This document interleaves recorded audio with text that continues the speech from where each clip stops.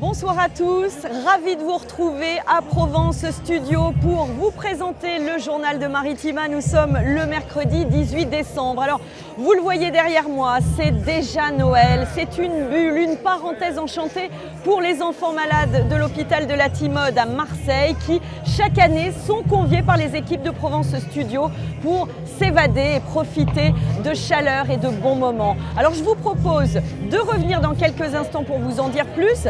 On va se retrouver à l'extérieur pour les premières infos. Et l'actualité du jour marquée par la fin du procès de la rue d'Aubagne. Après 6 semaines d'audience, le procès s'est clôturé avec les plaidoiries de la défense de Julien Ruas. Les avocats ont plaidé la relaxe alors que le parquet a requis 3 ans ferme contre l'ex-adjoint de Jean-Claude Gaudin. Cassandre Amouroux, notre reporter, était à l'audience pour cette dernière journée. Regardez.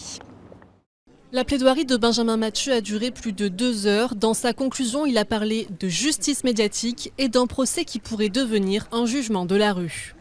Il ne fallait pas sombrer dans une dérive qui était de vouloir faire un procès pour ce qu'on entend dans la rue, pour le fait de dire qu'il faut à l'évidence condamner la mairie, peu importe la raison, qu'il faut condamner les responsables politiques, peu importe la raison. On est en France, c'est une démocratie. On a tenu 6 semaines de procès pour pouvoir apprécier de la responsabilité de chacun. On ne peut pas se permettre de se baser sur des apparences, sur des a priori, sur ce qu'on dit dans la rue. Voilà, c'était ça le message qu'on voulait faire passer. Mais les propos ne passent pas. Plusieurs personnes interpellent l'avocat lors de la suspension, comme Mohamed, qui a été délogé après les effondrements. Comme comédien dell'arte, ce qui m'a irrité, ce qui m'a sali les oreilles, c'est quand il dit que les gens demandent du sang. Ça me rappelle quand Cachard dit « Ma vie a été bouleversée le 8 novembre ». Voilà, on est vraiment sur le même. Le 5, lui, il n'a rien ressenti. Il a senti ça le 8 novembre quand sa tête a été mise sur un pic. Franchement, en plus, là, ils viennent vomir sur les pauvres gens qui sont là et qui sont traumatisés. Mais on espère que la justice va passer, ça c'est sûr. Le président du tribunal, Pascal Gand, a annoncé que le délibéré aura lieu lundi 7 juillet 2025 à la caserne du Muy, là où s'est déroulé le procès. On reste dans le registre habitat indigne, mieux vaut prévenir que guérir. C'est la conduite qu'a choisie la ville d'Aix-en-Provence. Elle souhaite utiliser des drones pour scanner et repérer les immeubles pouvant potentiellement avoir besoin d'être réhabilités. Une nouvelle méthode qui permettra de prévenir et d'accompagner surtout les propriétaires dans leur démarche. Écoutez Damien Barillet, directeur de la communication de la CEMEPA.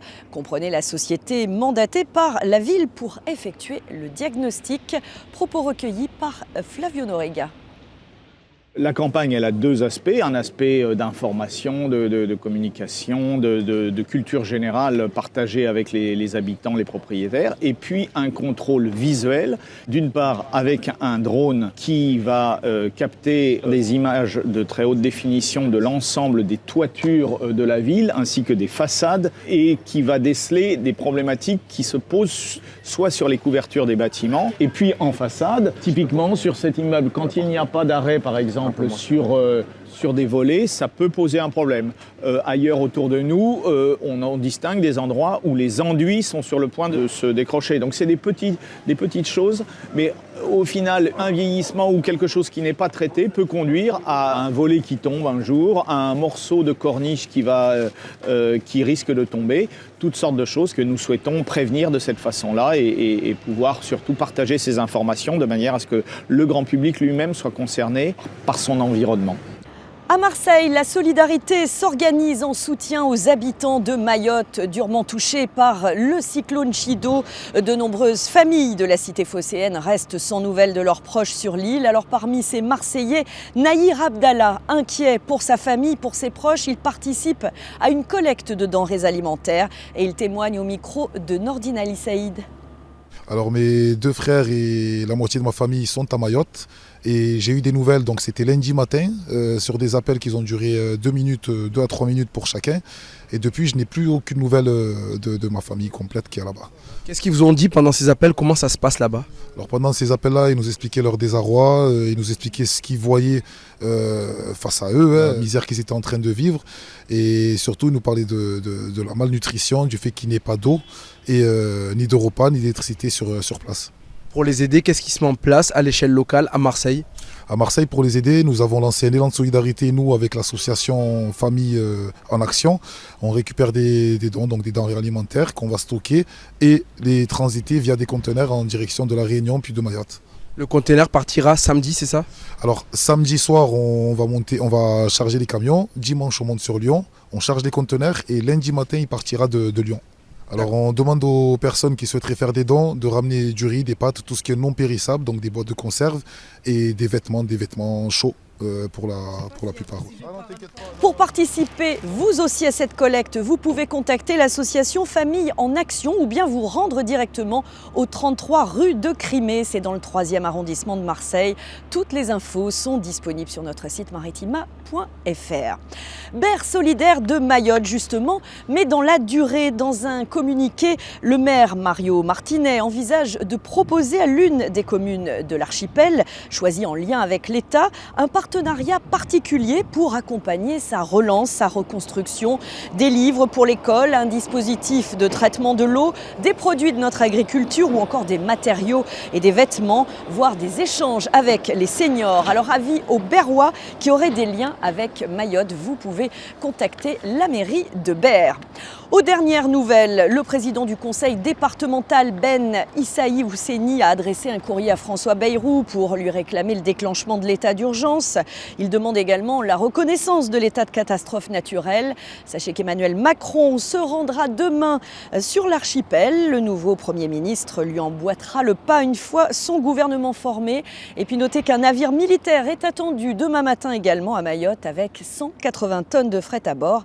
La distribution de l'eau a quant à elle démarré aujourd'hui. Allez, retour sur notre territoire. Un drame à Aix-en-Provence hier soir sur fond de trafic de stupéfiants. Un homme de 20 ans a été tué par balle aux alentours des 22h30 dans le quartier de la Montée-Bellevue, a priori dans le cadre d'une transaction portant sur des stupéfiants, d'après les sources policières et judiciaires.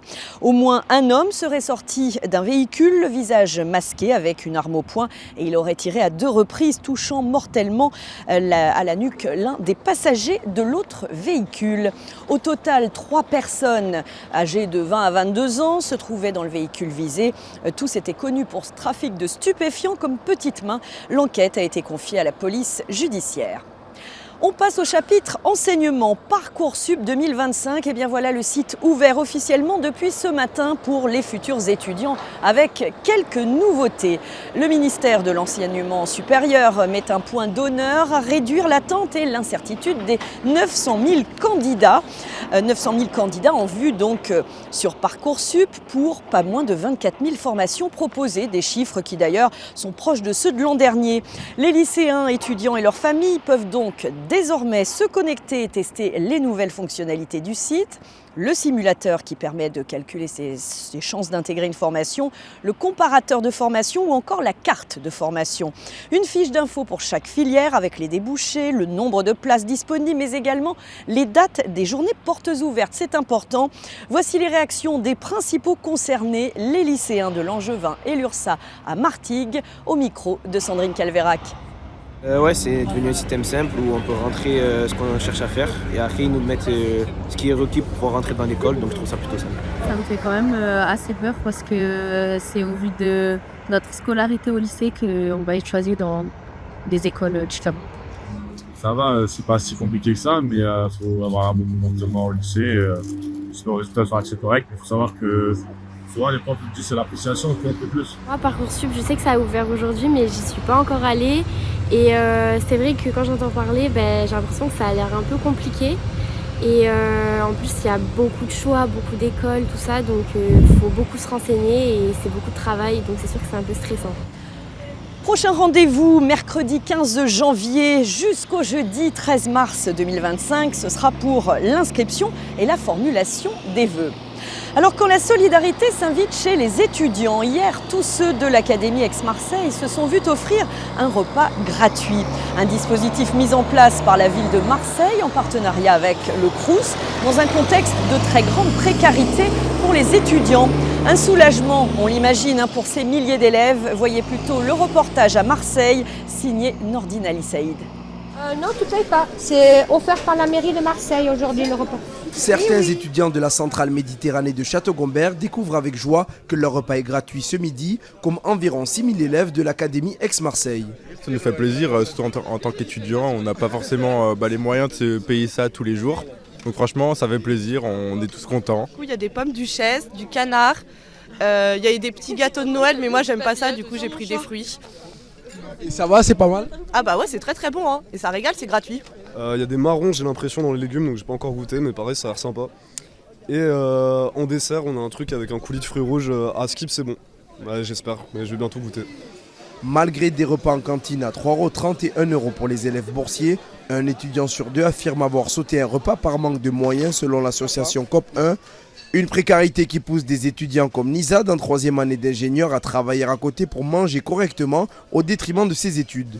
Moi je finis tard le soir, dans la semaine, donc pour réviser c'est un peu compliqué. On n'a que le week-end et le week-end on a envie de se reposer aussi parce que du coup on a une dure semaine. Donc c'est dur, c'est très dur mais bon, on n'a pas le choix. 1,5 million de repas sont consommés par 60 000 étudiants marseillais selon Marc Bruand, directeur général du Crous Aix-Marseille-Avignon. Ce dernier encourage cette initiative en partenariat avec la ville de Marseille. Le repas proposé aux étudiants, un repas sain, équilibré quotidiennement, ça participe évidemment à cette qualité de vie. Et pouvoir proposer un repas festif en cette période de fête de Noël, c'est un élément évidemment qui contribue activement également à améliorer la qualité de vie des étudiants. Grâce au partenariat engagé avec la ville que je remercie chaleureusement. À l'approche de Noël, le Crous proposera également ce jeudi une soirée festive et solidaire gratuite pour les étudiants aixois. À Port-de-Bouc, attention, travaux de nuit sur la RN 568. L'objectif, c'est de réparer le feu tricolore du carrefour Morales. La circulation va donc être impactée entre Fos et Martigues à partir de 21 h ce soir jusqu'à demain matin 6 h. Concrètement, les voies de gauche dans les deux sens seront neutralisées. Idem pour les voies lentes dans le sens Martigues-Fos cette fois. Pas de déviation, interdiction de doubler pour les poids lourds. Heureusement, les accès pour les riverains sont maintenus et le passage des véhicules prioritaires autorisés. Restez tout de même vigilants si vous circulez cette nuit dans ce secteur. On passe au sport. C'était conférence de presse aujourd'hui pour l'OM à l'Orange Vélodrome. L'heure était au bilan de mi-saison. Et oui, déjà, l'occasion pour le président du club, Pablo Longoria, d'évoquer le mercato et puis de s'exprimer au sujet de Paul Pogba. Tout ça au micro de Karim Attab. Il y a plus de gens qui me parlent de Paul que des résultats des matchs dernièrement. Écoutez, Paul est un joueur extraordinaire, une personne extraordinaire que j'ai eu le plaisir de partager du temps avec lui à la Juventus. Et j'étais le premier content le jour que j'ai lu que sa sanction il était réduite. Il n'y a pas encore de décisions qui ont été prises, spécialement parce qu'on veut bien faire un rendez-vous d'organisation de quelles vont être toutes les différentes décisions à prendre pendant les prochains mois ou pendant les prochains mercato. Je ne ferme pas les portes parce que c'est un joueur qui est dans les mercato. Mais c'est vrai que ça crée une boule d'information autour de la possibilité. Je crois qu'alimenter aussi pour avoir des joueurs comme Adrien Rabiot qui sont venus à l'Olympique de Marseille, que ça alimente aussi la spéculation. Mais je crois, et je tiens à dire, pour bien clarifier la situation, que c'est plutôt des spéculations, des rêves. Tout le monde a des rêves dans la vie, plus qu'en réalité maintenant dans les marchés. Et j'aimerais quand même rebaisser un peu les soufflets, spécialement parce qu'on parle plus de Paul, et j'ai répété avec tout le respect que j'ai pour lui que c'est énorme, que de la réalité maintenant de l'équipe. Le président Longoria qui a annoncé que plusieurs joueurs en manque de temps de jeu pourraient quitter le club cet hiver lors du mercato, ce qui pourrait entraîner quelques arrivées, affaire à suivre évidemment de très près. Et on en reparle dans le bar des supporters, à suivre et à retrouver, que ce soit à la radio et sur notre site maritima.fr. On parle gastronomie, au même titre que la bûche ou le foie gras, l'huître est l'invité incontournable des tablées de Noël, en particulier celle de Bretagne qui règne dans toute la France et même dans notre région. Et pourtant, nous avons la chance d'avoir son équivalent local, l'huître de Camargue, cultivée à Port-Saint-Louis-du-Rhône, un produit souvent dédaigné par de nombreux Provençaux, alors qu'il est d'excellence. Aucun chauvinisme de notre part, bien sûr. La reine de Camargue, comme on l'appelle, truste depuis des années de prestigieuses récompenses d'envergure nationale. Exploitation réputée Les Viviers de Carteau, où Michel Montagne, notre reporter gourmand et gourmet, s'est rendu récemment. On écoute Cédric Quétani, l'exploitant. Nos produits, c'est surtout en fait l'huître de Camargue qui est en vogue là pour les fêtes de fin d'année. Donc l'huître la reine de Camargue. C'est une huître de qualité, tout le temps charnue, mais c'est une huître spéciale. Un produit qui a une très bonne longueur en bouche, une belle coquille, on a une coquille un peu ronde, ce qui fait un peu sa particularité. Le goût, on retrouve une note de sel mais très légère, due à son taux de chair en fait. Elles sont beaucoup plus charnues, on a un pied qui est très gros, et là c'est où on retrouve tout le goût de l'huître, quoi. Et c'est une qualité qui est reconnue nationalement, hein. La preuve c'est que vous avez eu quelques récompenses, allez, pas de modestie. Oui, on a eu quelques récompenses, notamment cette année, une médaille d'or au Salon agricole de Paris. Donc ça c'est pas mal, c'est top et ça nous fait plaisir à nous, ça fait plaisir à l'équipe qui travaille le produit tous les jours et tout au long de l'année. Et ça fait aussi plaisir aux locaux et à la région, quoi. C'est très bien.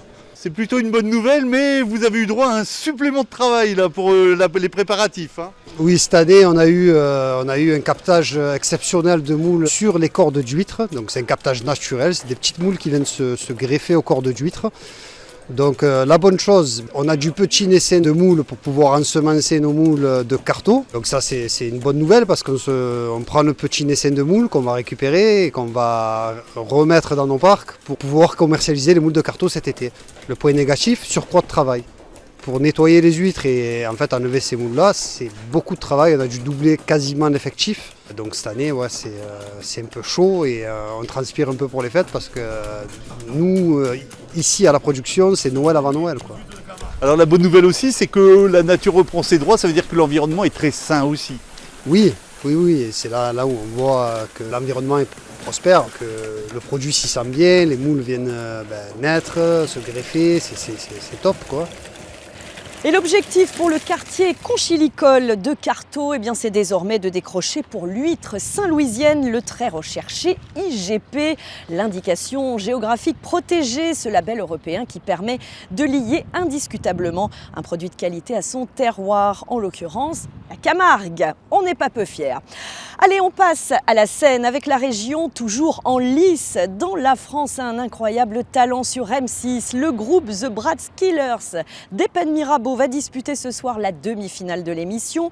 Les 30 danseurs âgés entre 11 et 33 ans avaient déjà fait chavirer le public et le jury lors de la précédente étape. La troupe de hip-hop est loin d'être une troupe novice. Elle compte même un palmarès impressionnant avec plusieurs titres de champion de France, d'Europe et de nombreuses médailles mondiales, s'il vous plaît. Ce soir, c'est un show particulier que les danseurs vont proposer dans l'émission. Un coup de cœur, comme l'explique Youssef, le chorégraphe au micro de Jean-Michel Darras.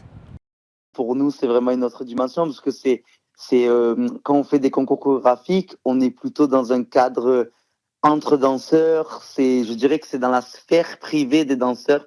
Alors que là, quand c'est Incroyable Talent, il y a tout le monde qui regarde, donc on n'a pas du tout les mêmes retours, on vous reconnaît dans la rue, etc. Donc non, c'est une autre dimension. En quart de finale, vous avez eu de suite les 4 votes du jury. Forcément, quand on a une telle prestation, on ne veut pas s'arrêter là. Pas du tout. On vise la finale, on fait que des compétitions à la base, mais cet esprit compétiteur, on le ramène de partout. On veut conquérir le public, on veut conquérir le jury. Donc on est en train de travailler comme des dingues et on veut ça. On la veut, cette demi-finale. On sait quoi qu'il arrive que ça va être un show énorme que vous allez nous proposer encore cette fois-ci, hein.